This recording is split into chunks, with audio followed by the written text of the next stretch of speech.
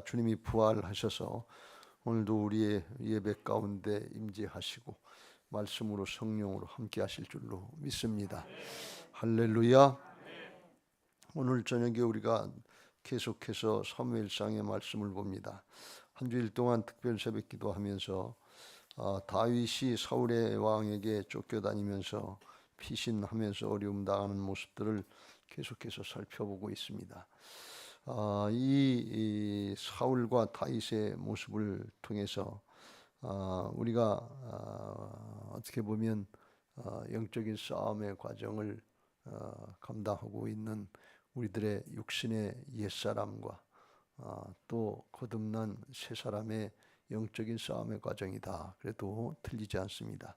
사울왕은 욕심을 따라서 사는 우리의 육신의 옛사람의 모습이고, 다윗은 어떻게 하든지 하나님의 말씀을 따라서 하나님 중심으로 살려고 하는 거듭난 새 사람의 모습이다. 이렇게 볼 수 있습니다. 우리 안에 욕심을 따라 사는 옛사람의 모습이 있고, 또 거듭난 새 사람의 모습이 있어서 우리 안에서 영적인 싸움을 싸우는데 다윗의 편에 서시고 승리하시길 주의 이름으로 축원합니다.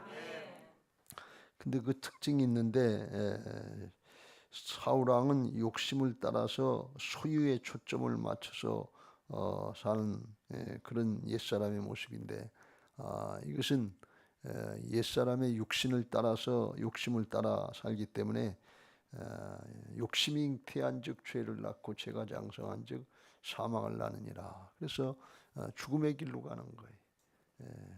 그런 반면에 거듭난 새 사람은 이제 예수님의 생명을 따라서 낳았기 때문에 이기적인 욕심을 따라 살지 않고 사랑으로 주님의 생명의 삶을 살기 때문에, 그래서 생명의 길로 가고 구원의 역사에, 하나님 나라의 역사에 쓰임받게 하시는 줄로 믿습니다. 할렐루야. 우리 신앙이 소유에 초점을 맞췄냐, 사랑에 근거한 관계의 목적이냐, 이 두 편의 모습으로 크게 분류가 될 수 있습니다. 기독교 신앙의 목적은 소유에 있지 않고 욕심에 있지 않고 사랑으로 말미암아 열리는 관계에 있는 것을 믿으시기 바랍니다. 하나님과 우리과의 관계가 열려지고 사람과 사람과의 관계가 열려지는데, 이건 주님의 생명인 사랑으로 열려지는 것을 믿으시기 바랍니다. 이게 말씀으로 할 때는 아주 좋은 말씀이 돼서 사랑의 관계가 좋은데, 실제로 우리가 감당하기에는 욕심을 따라서 하는 것은 아주 편하고 좋고 기분 좋고 그게 이루어지면 자아성취가 되는 것 같고, 그래서 만족하는 것 같고 그렇고, 사랑으로 관계를 열어가는 것은, 사랑을 하려면 아가페 사랑이라 자기를 양보하고 포기하고 섬기고 희생하고 그래야 되니까 이건 아주 굉장히 힘들고 어려운 거예요. 그런데 생명의 관계로 보면 영원토록 이 관계를 사랑으로 관계하는 것이 좋은 신앙인 것을 믿으시기 바랍니다. 그래야 하나님과 우리 사이도 열리고 사람과 사람 사이가 열려서 복음이 건너가고 구원의 역사에 쓰임받게 하실 줄로 믿습니다.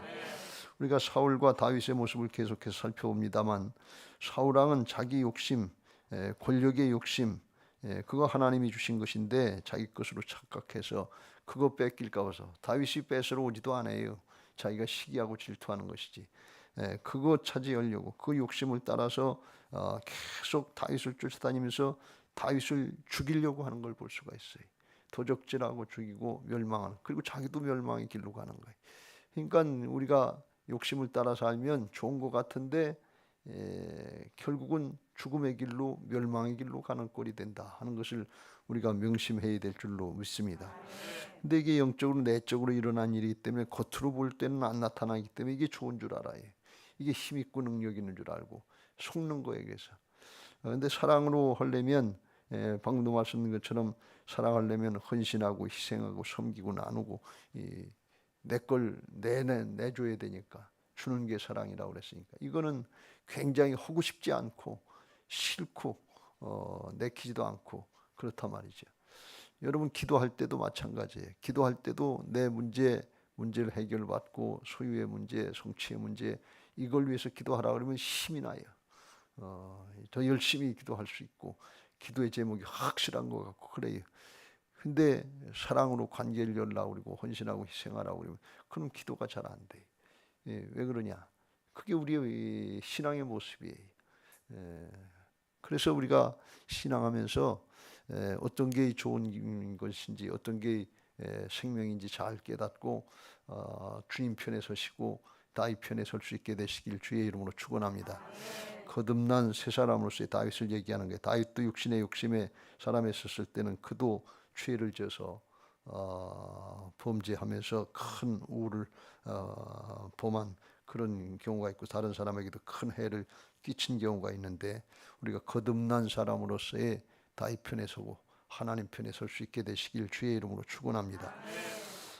이 관계를 열어가는 거 이게 아주 중요한데 하나님 중심의 중심으로 사랑을 해서 관계를 잘 열어야 될 줄로 믿습니다.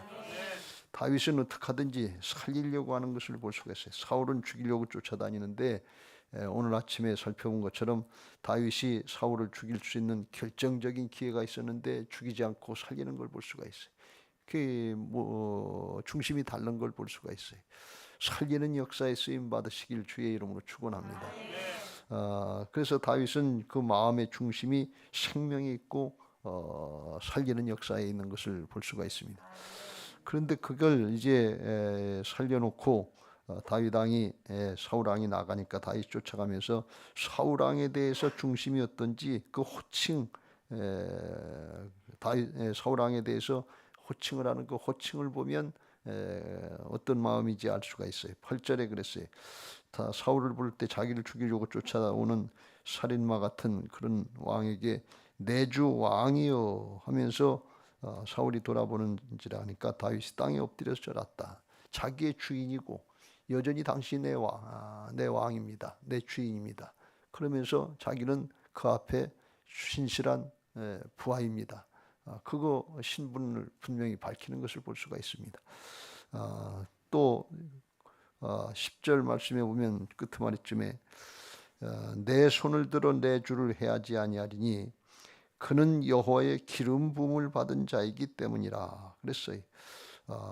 주인이라고 또 지칭을 하고 하나님의 기름 부음 받은 자다 하는 것을 끝까지 인정하는 걸 볼 수가 있어요. 당신이 하나님 앞에 기름 부음 받고 왕으로서 정통성을 가지고 세워진 왕입니다. 그걸 나는 지금도 인정합니다.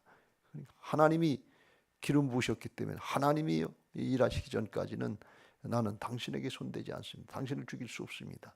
그런 뜻이 나중에 그걸 이제 12절에 이렇게 고백하죠. 하나님께 맡긴다고. 여호와께서는 나와 왕 사이를 판단하사 여호와께서 나를 위하여 왕에게 보복하시려니와 내 손으로는 왕을 해하지 않겠나이다. 나는 그렇게 할 수 없습니다. 하나님이 기름 부어 세우신 왕이니까.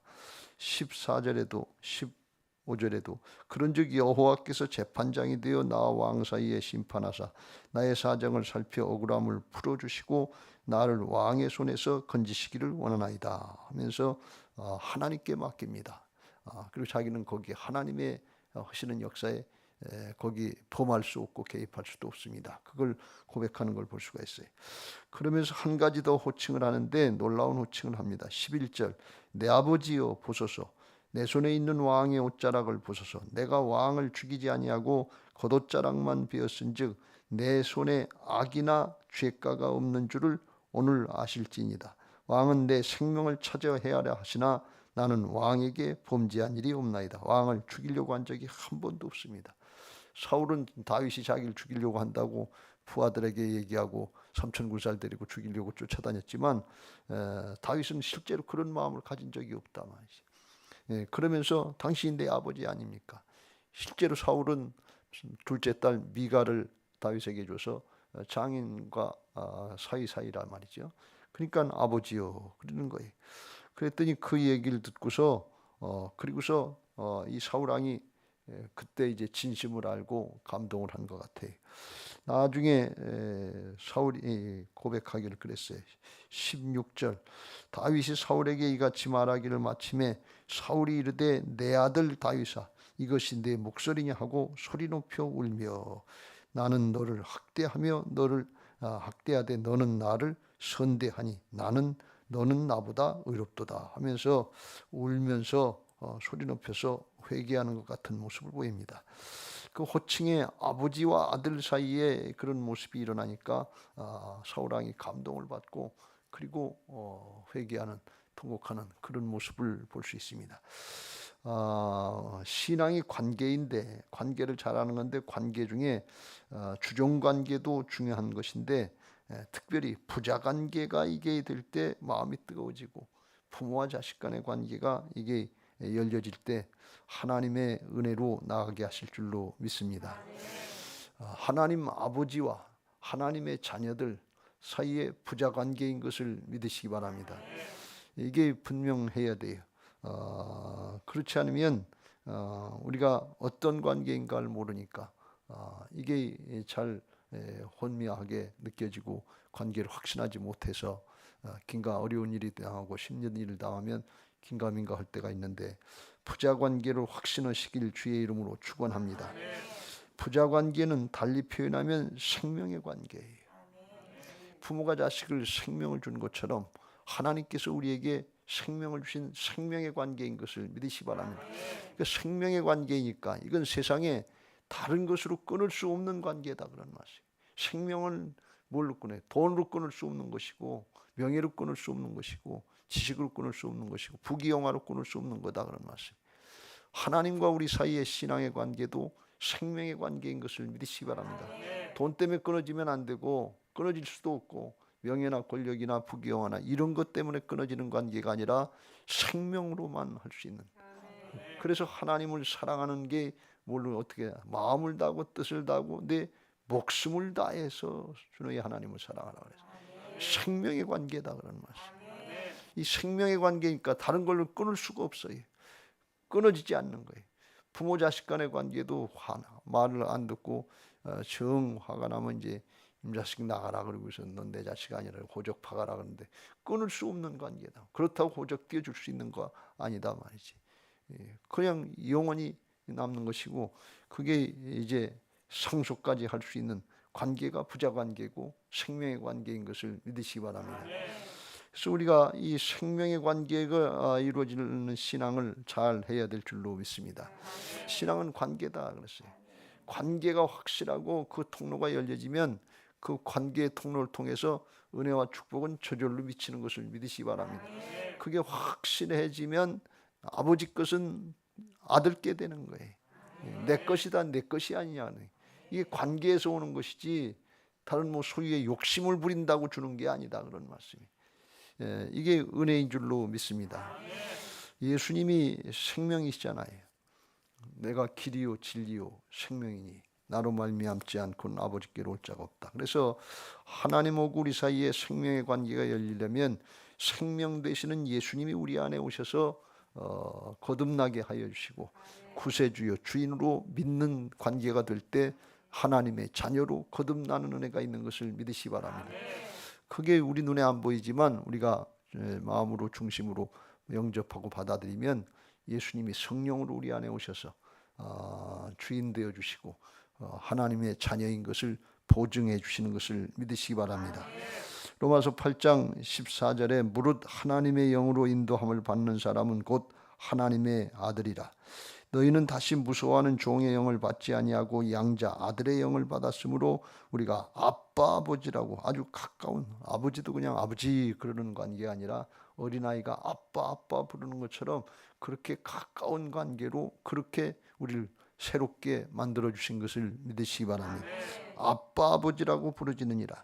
성령이 친히 우리의 영과 더불어 우리가 하나님의 자녀인 것을 증언하시나니 자녀이면 또한 상속자 곧 하나님의 상속자요 그리스도와 함께한 상속자니 우리가 그와 함께 영광을 받기 위하여 고난도 함께 받아야 할 것이니라. 할렐루야. 하나님 나라를 상속받을 수 있는 상속자로다가 우리를 이미 거듭나게 하시고 관계를 맺어주시고 세상의 것으로 끊어질 수 없는 관계가 된 것을 믿으시기 바랍니다. 그러니까 우리가 소유의 욕심을 마치고 옛사람으로다가 그게 신앙의 목적인 것처럼 그걸 하면서 신앙을 하느니 마느니 그것 때문에 그걸 주셔야 또 신앙을 하고 사역을 더 잘하겠다.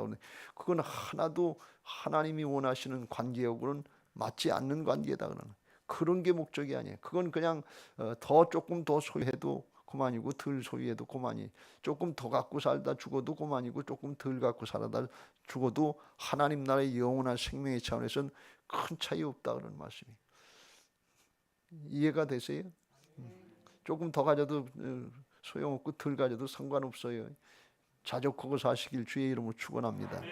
또 달리 표현하면 영원한 생명의 차원에서는 조금 더 살다 죽나 조금 덜 살다 죽나 별 차이 없다 그런 말씀이에요.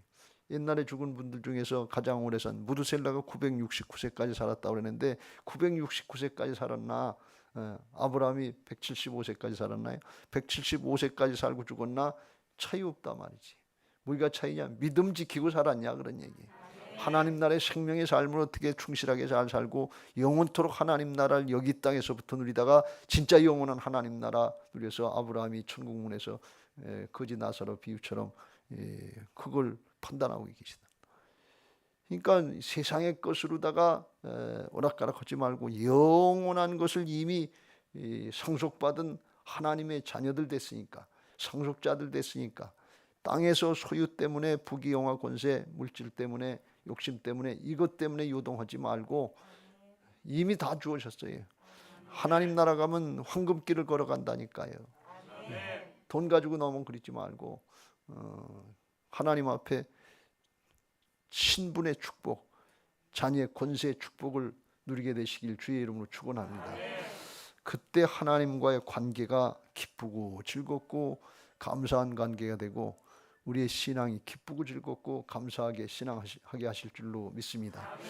이미 허락해 주신 거예요. 이게 생명의 관계다 하는 거예요. 또 달리 표현하면 요한계시록에서 그렇게 생명을 강조하잖아요. 이기는 자에게 생명의 면류관을 주신다. 그러면 우리는 욕심이 많으니까 그건 아주 당연한 것으로 생각해서 겨우 생명의 면류관밖에 안 주시나? 그거 당연히 받는 거 아닌가? 또 그거 말고 다른 거 주셔야지.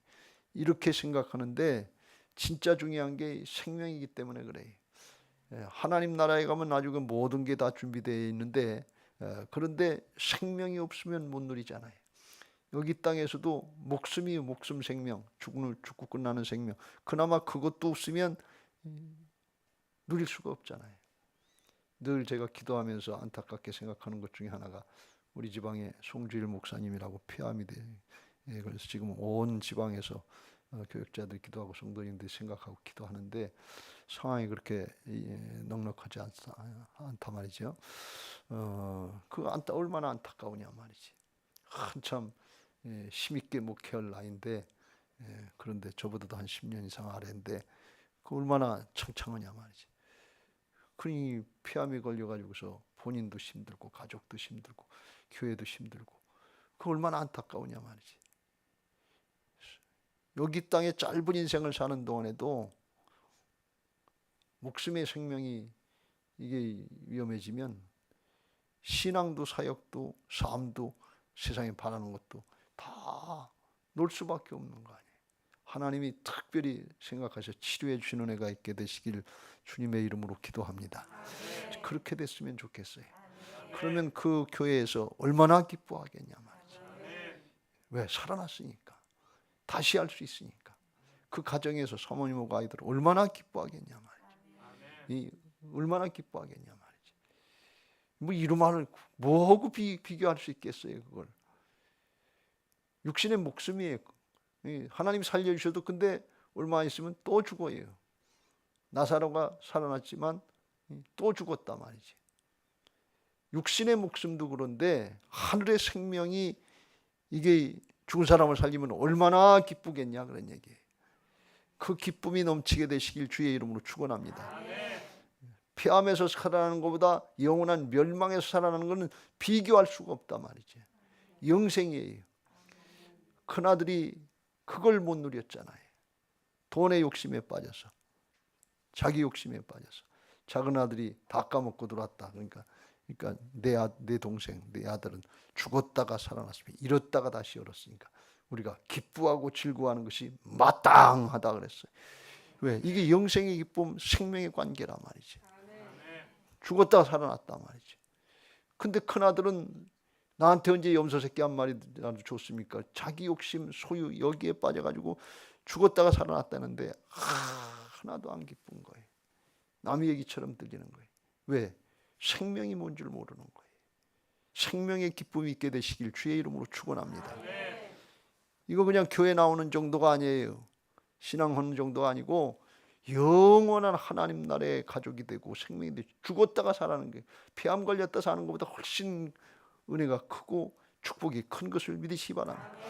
그 마음이 우리에게 충만해지고 그 기쁨이 충만해지고 그 소원이 간절해져야 우리가 6월 4일 온가족 총동원주의를 감당할 수 있게 될 줄로 믿습니다.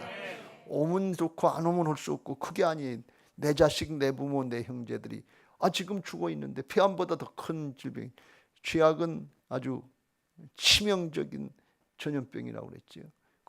그런 병에 걸려 있는데 그거 어떻게 가만히 있고 불쌍하지 않냐 그러니 어떻게 안 살리고 가만히 있냐면 생명인데 이 생명은 육신의 생명이 아니라 목숨 생명이 아니라 영원한 생명인 것을 믿으시기 바랍니다. 그걸 허락하시고 이미 우리에게 하나님 나라를 다 성속해 주셨으니까 더 이상 뭐 달라고 그거 안 해도 하나님이 생명의 관계가 분명하고 부자 관계가 분명하면 있어야 될 것, 필요한 것들을 공급해 주실 줄로 믿습니다. 그래서 주님은 말씀하시길 너희는 뭘 먹을까, 뭘 마실까, 뭘 입을까 이거 염려하고 그거 구하지 말라. 이거 이방인들이 구하는 거다. 모르는 사람들이 구하는 거다. 너희는 먼저 그의 나라와 그의 의를 구하라. 그리하면 이 모든 것을 너희에게 더하시리라. 왜? 너희 천부께서 너희에게 있어야 될 것은 아니. 너희는 내 아들이다, 내 자식이다, 내 딸이다 그러니 천부 하늘 아버지께서 아신다 말이지. 오늘 이 생명의 관계 이게 믿어지게 되시길 주의 이름으로 축원합니다. 그래야 우리가 생명력 있는 신앙이 되고 성령의 충만한 신앙이 되게 될 줄로 믿습니다. 성령의 충만한 신앙은 생명력이 주님의 사랑으로 충만할 때 그때 성령의 충만한 신앙인 것을 믿으시기 바랍니다. 우리가 뜨거워야 되는데 뭐에 뜨거우냐? 생명 구원의 역사에 뜨거워야 된다. 생명을 누리는 은혜에 뜨거워야 된다 말이지. 근데 그거는 하나도 없고 소유에 초점해서 내 욕심 이루고 내 자아성 치르고 세상에 꺼져지는 거 이게 신앙의 목적인 줄 알고 그게 되면 좋고 그게 안 되면 의기소침하고 실망하고 낙망하고 그러면 이게 큰일이란 말이지. 그럼 생명력이 없는 거예요. 그건 주님하고 생명의 관계가 아니라 이거 표현이 좀 거칠지만 돈 관계 같이 되고 어떻게 보면 일 관계로다가 일이 되면 성사가 되면 계약 관계 뭐랄까 세상의 계약 관계 하나님 나의 언약 관계가 아니라 계약 관계처럼 공적인 관계 그런 관계처럼 그걸로 그냥 끝나버리고 만다 말이지. 우리 안에 생명의 관계가 분명해야 될 줄로 믿습니다. 그게 다윗의 모습이고 어떻게 하든지 생명의 관계로 이어가려고 하는 거. 사울은 그걸 끊어버리려고 하는 거. 이게 마귀의 짓은 도적질하고 죽이고 멸망시키는 거. 예수님은 생명을 주시고 더 풍성하게 하시기 위함인 것을 믿으시기 바랍니다. 그게 안 됐으면 그걸 깨우쳐주고 하나님께로 돌이킬 수 있도록 회개하도록 해야 될 줄로 믿습니다. 그래서 다윗이 아버지여 하니까 비로소 사울 왕이 내 아들 다윗아 평생 내 아들 다윗이라고 한번 부르는 거예요. 그러면서 통곡 울음이 터져 나왔어요. 관계가 회복되니까 울음이 터져 나왔단 말이죠. 그 전까지는 2세 아들이라고 그러면서 죽어마땅해야 돼. 죽어야 된다. 죽어야 될 자다. 반역자다. 이랬는데 내 아들 다윗이라고. 왜? 자기 생명을 살려줬으니까. 그걸 자기가 깨달으니까. 육신의 목숨이지만 내 아들 다윗 하면서 회개하면서 너는 나를 선대했다면서 19절 사람이 그의 원수를 만나면 그를 평안하게 가게 하겠느냐. 내가 오늘 내게 행한 일로 말미암아 여호와께서 내게 선으로 갚으시기를 원하노라 하면서 보라 나는 내가 반드시 왕이 될 것을 알고 이스라엘 나라가 내 손에 견고히 설 것을 안다. 왕이 될 것을 하나님께로부터 사무엘 선지자를 통해서 알았음에도 불구하고 죽이러 쫓아다니는 건 이거는 다윗을 죽이려고 하는 것이 아니라 하나님을 대적하고 하나님을 거역하는 거예요. 우리가 이게 진짜 무서운 죄인데 이렇게 되지 않으시길 주의 이름으로 축원합니다. 하나님의 뜻을 알았으면 더 이상 버티지 마세요. 그냥 회개하고 돌이키시길 주의 이름으로 축원합니다. 버티면 하나님을 대적하는 건데 하나님을 대적해서 이길 자가 있어요? 사무엘상 2장 10절에 보면 한나가 기도할 때 분이 나고 저기 했는데 하나님을 대적하는 자는 산산이 부서진다 그랬어요. 결과적으로 이길 수 있는 방법이 없어요. 그래서 하나님의 뜻이다 그러면 중심으로 회개하고 돌이켜서 관계가 회복되어야 될 줄로 믿습니다. 무슨 관계? 하나님하고 생명의 관계가 회복돼야 돼요. 돈 관계 회복되는 거 아니고 뭐 세상에 욕심 조금 좋다 성취되고 자아 성취 조금 되는 그런 관계 아니고 영원한 생명의 관계로 열려서 기뻐서 즐거워서 감사해서 하늘의 걸 얻었고 하늘의 게 보장됐으니까 그래서 하나님 따라갈 수 있는 생명의 역사에 쓰임받을 수 있는 복된 신앙이 되시길 주의 이름으로 축원합니다. 그래서 사울이 회개하고 돌이킨 것 같은데 이게 26장에 가보면 25장 건너서 26장에 가보면 기가 막힌 일이 또 나오는데 그렇게 회개하고 통곡하고 내 아들 다윗 하면서 네가 왕이 될 거 안다 그래서 이제 우리 집안 잘 좀 지켜달라. 왜 그러면 다윗이 왕이 되면 그 전왕은 멸문지가가 되잖아요. 반역 집안처럼 이렇게 되기 때문에 그렇게 하지 말고 좀 살려달라 그런 부탁까지 했는데도 불구하고 26장에 보면 10사람들이 또 기브아에 와서 사울에게 말하여 이르되 다윗이 광야 앞 하길라산에 숨지 아니하였나이까 하며 사울이 일어나 십광야에 다윗을 찾으려고 이스라엘을 택한 사람 3,000명과 함께 십광야로 내려 또 죽이러 쫓아가는 걸 볼 수가 있어요. 이게 무슨 회개냐 말이죠. 이런 우가 우리에게 일어나지 않도록 정말 조심해야 될 줄로 믿습니다. 진정한 회개, 중심으로 관계가 회복되는 회개가 있어야 될 줄로 믿습니다. 사울왕이 왜 이렇게 돼? 이건 감정의 그냥 어떻게 보면 한순간의 감정의 동요밖에 안 되는 거예요. 중심이 안 바뀐 거예요. 중심이 바뀌어야 될 줄로 믿습니다. 사람이 바뀌고 삶이 바뀌어야 될 줄로 믿습니다. 회개에 합당한 열매가 맺어져야 이게 진정한 회개다 말이죠. 근데 그건 없는 거예요. 우리가 그럴 때가 있잖아요. 은혜 받으면 우리들도요. 저도 그럴 때가 많은데 이 통곡이 나올 때가 있잖아요. 중심으로 회개한다고 그럴 때 있잖아요. 그런데 삶이 안 바뀐 거예요. 그런데 열매가 안 맺어지는 거예요. 그럼 뭐예요? 사울왕 같은 그런 회개를 한 거예요.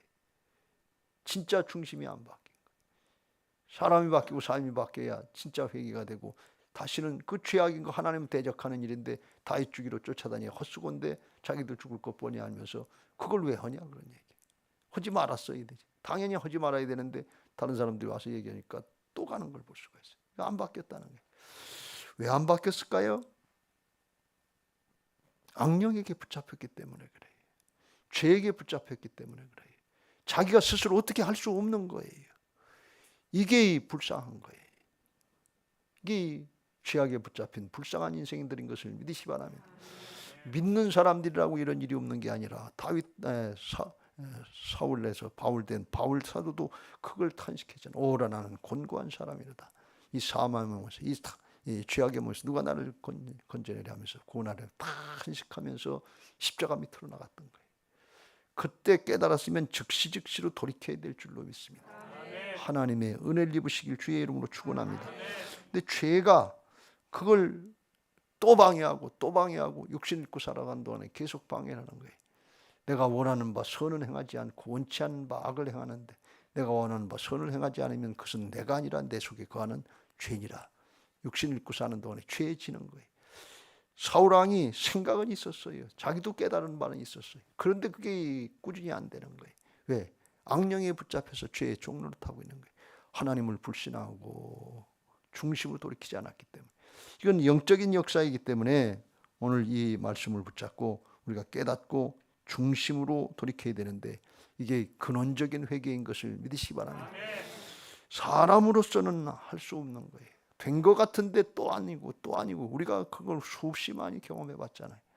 통곡도 해보고 회개도 해보고 뭐 은혜 받았다고 기뻐도 하고 즐거워도 되는데 조금 있으면 제자리고 뒤돌아보면 제자리로 돌아간 적이 얼마나 많으냐 말이지.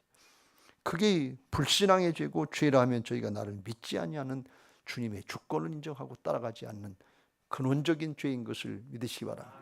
그래서 이게 사단이 방해하고 악한 영에게 붙잡혔으니까 사단이 발동을 하면 꼼짝 못하고 또 지고 넘어가는 거예요.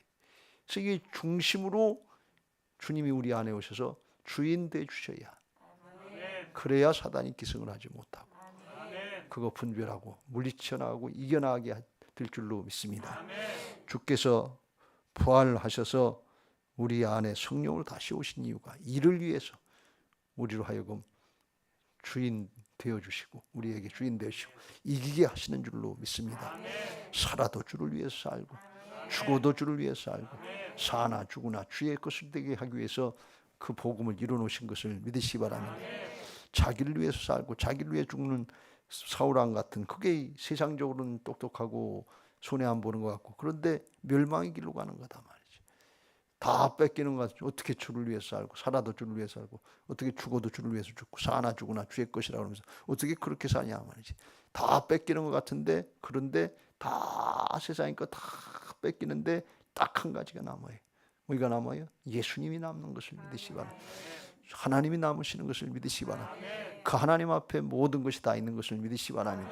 그래서 바울이 나중에 고백한 아무것도 없는 자 같은데 모든 걸 가진 자다, 이렇게 고백했던 뜻이 거기 있는 것을 믿으시기 바랍니다. 오늘 우리가 신앙하면서 사람과의 관계도 그렇고 하나님과의 관계도 이게 회복되고 열려지는 게 축복인 줄로 믿습니다. 사단의 방해, 죄악의 방해 가운데 또 지고 또 졌다면 오늘 중심으로 하나님 앞에 돌이키고 주여 나를 불쌍히 여겨 주옵소서. 여전히 사단에게 죄악의 세력에 지고 있는 나를 불쌍히 여겨 주옵소서. 중심으로 회개하여 나의 주님이시여 나의 하나님이시여 내 안에 오셔서 주인 되어 주시옵소서. 사모하시기 바랍니다. 간절하게 기도하시길 바랍니다. 여러분 잘 생각해 보세요. 누가 다윗처럼 살고 싶지, 다윗 왕처럼 신앙하고 싶지, 때때로 실수하고 범죄하더라도 중심을 돌이켜서 내 마음에 합한 자다 하면서 하나님께 인정받기를 원하지, 사울처럼 그렇게 살다가 부끄럽게 죽고 싶은 사람이 어디 있어요? 우리는 다 자기 영역의 왕들이에요. 다윗 왕이든지 사울 왕이든지 둘 중 안에 하나예요. 자기 영역, 자기 마음대로 하는데, 근데 내가 주인 노릇하면 사울처럼 된단 말이지. 비록 우리가 실수하고 잘못될 때 있지만 하나님의 주권을 인정하고 중심으로 하나님을 따라하고 말씀을 따라가려고 그러면 다윗처럼 부족하지만 모자란 거 있지만 내 마음에 합한 자라고 하시고 하나님께서 붙잡고 일하실 줄로 믿습니다. 오늘 중심으로 돌이키는 은혜가 있으시기 바라고, 하나님이 성령으로 감동하시고 변화시키시는 은혜가 있게 되시길 주님의 이름으로 축원합니다. 6월 4일 생명의 역사를 감당할 수 있는 복된 은혜가 있게 되시길 주의 이름으로 축원합니다. 그런 은혜가 있게 해달라고 찬양하시고 기도하실 텐데